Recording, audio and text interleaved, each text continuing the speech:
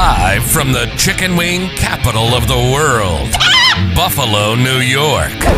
You're listening to the Child Care Bridge Podcast, your source for the best tips, tools, and tactics on how to market and grow your child care center, ensuring total domination. Total domination.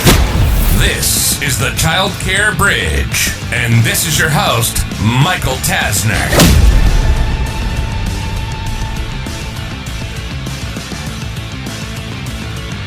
Hey there, and welcome to this week's episode of the Child Care Bridge. Today's topic is all about the most important piece that you need to execute to start to get yourself out of the day-to-day.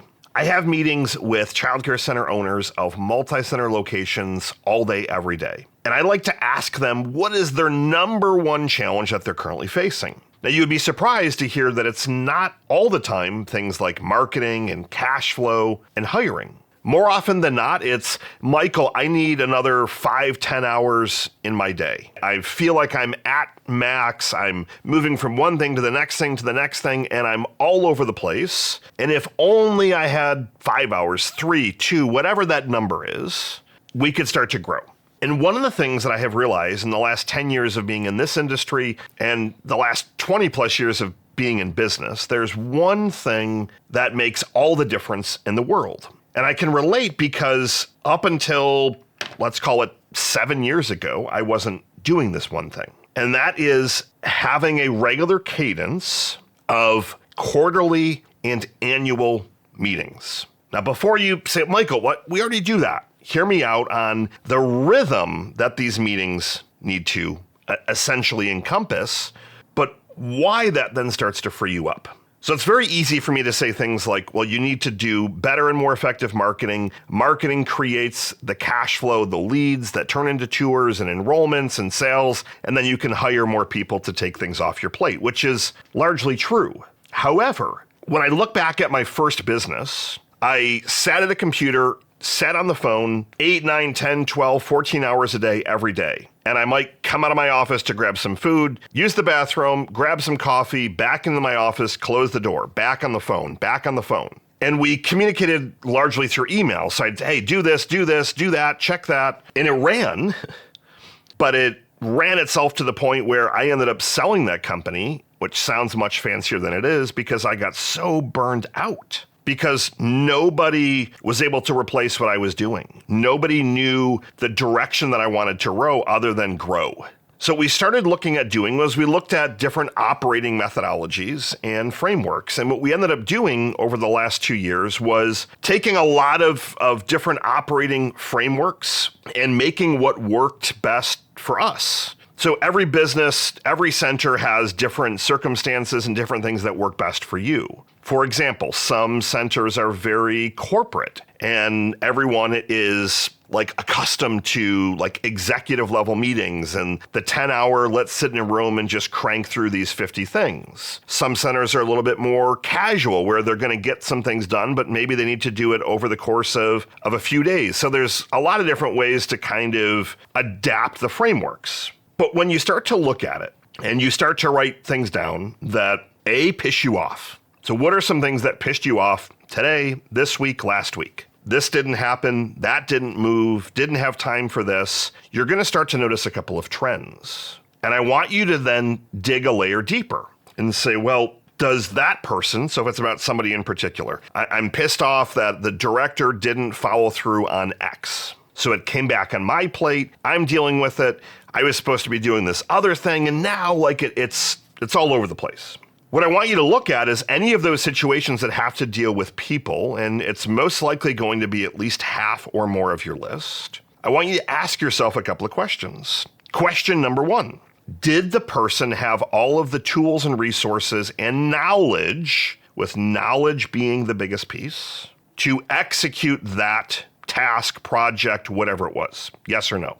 Number 2, did you give clear instructions on what you wanted and when you wanted it by? Yes or no? Number 3, does that task or project align with your overarching goal for the year?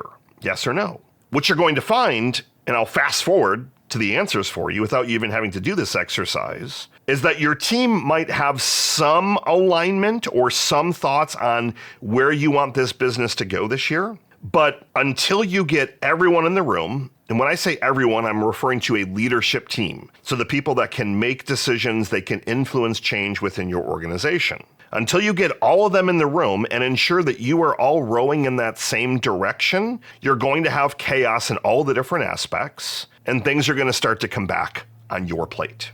So what are some of the things that you need to do in terms of planning and the cadences and meeting rhythms? So the first thing that I suggest, at the very, very, very, very least, is that you start executing a weekly one-on-one meeting with whomever are your direct reports. So if you have a bookkeeper that reports into you, or a CFO, or a VP of finance, your directors might report into you, or directors of enrollment. If you have a lot of locations, you're going to have some other layers of management. I want you to start having a weekly one-on-one meeting with those people. And I don't want it to just be, let's just show up and let's just talk. I want it to be very structured. So give them a template in Excel where they're going to share some good news for the week. So what worked last week? Before we have connected today, I know there's a lot of good things going on. What are some of the things that worked? Then I want them to share some metrics. So you need to be looking at what are a couple of those metrics that you need to see from that person every single week that give you a pulse on, are things moving in the right direction?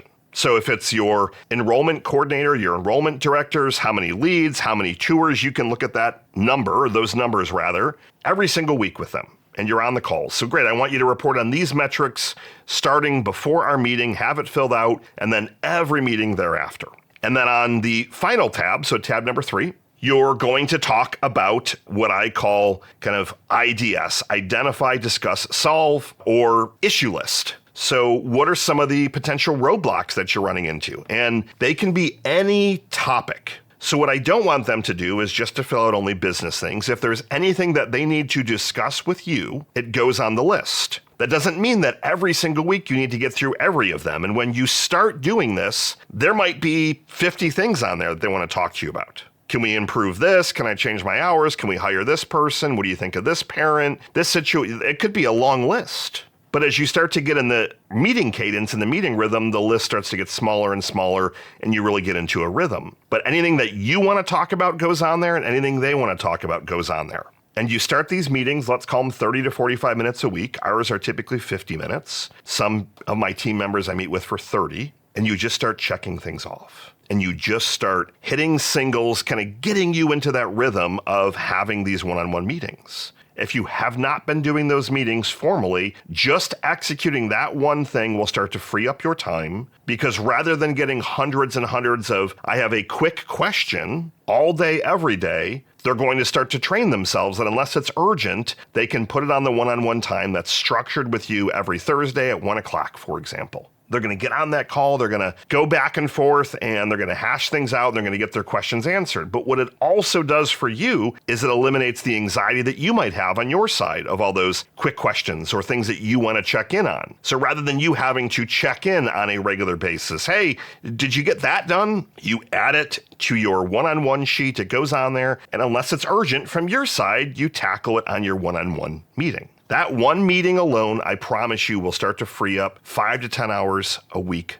of your time. The second meeting that you want to start looking at running is an annual meeting. Now, during that annual meeting, you're going to review the strategic stuff. If you haven't listened to my training on putting together a painted picture, listen to that and you review the painted picture with them. And then what you do is you start to distill that painted picture into 5-year, 3-year, and 1-year goals. Everything that you need to be looking at after you've went through all the strategic stuff needs to be metric driven. Let's see if we're in alignment on the number of enrollments we're going after this year, the number of locations we're going to have by the end of the year. These particular changes, you get into alignment. You review the core values. Do the core values that you have at your business still make sense? Yes or no? Does everyone know what they are? Are they living them? Are you putting them into daily practice? Yes or no? And if the answer is no, you start to hash that out in this annual planning session. I had my annual planning session earlier today. We're a little bit behind the 8 ball, but we did a different planning last month. We made one tweak to our core value that I didn't think about. One of our core values is grow or die. And we are looking at modifying the core. We were looking at either adding a core value, deleting one of ours, or something else. And we ended up modifying the grow or die core value to add in a high level of execution and accountability. So we felt that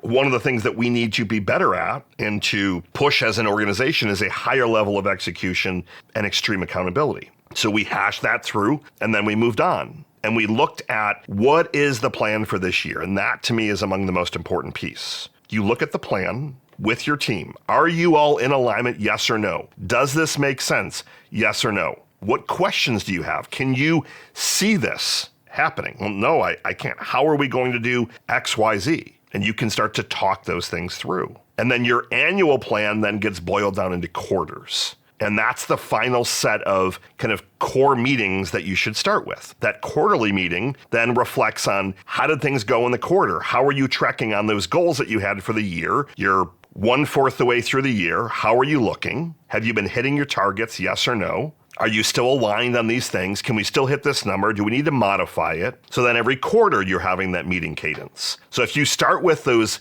weekly one-on-one meetings, that's a perfect starting point. That starts to get everyone kind of rowing in the same direction, but really what it does is it kills those quick questions because those are the biggest time sucks for you and for your team. They interrupt you all the time. This will start to limit those interruptions, and you're going to have to train your team a little bit in the beginning to know that they need to wait unless it's urgent. And does this need to be addressed right now? Yes or no? If no, put it on our one-on-one sheet. We'll talk about it then. The second meeting is your annual meeting where you're reviewing the goals, you're reviewing your painted picture, you're reviewing the core values, you're making sure that you are all aligned on then what needs to happen this year. What are the goals for this year that then get distilled down into what you're going to be doing quarterly. Now, once you have nailed that, you then move on to that quarterly meeting where you review the quarter, what worked, what didn't work, you make some tweaks, you get into alignment, you set some goals for the quarter, you move on. You do it the next quarter. Once all of those things are nailed, you can add one final meeting in, which is really typically a weekly, but it can be every other week if needed. But you do a leadership meeting that's normally about 90 minutes, where you then have all of your leadership team on there and you hash through metrics together and you hash through this IDS, you hash through the issues and you just start going through and just checking stuff off the list. But you don't just talk about it, you solve it.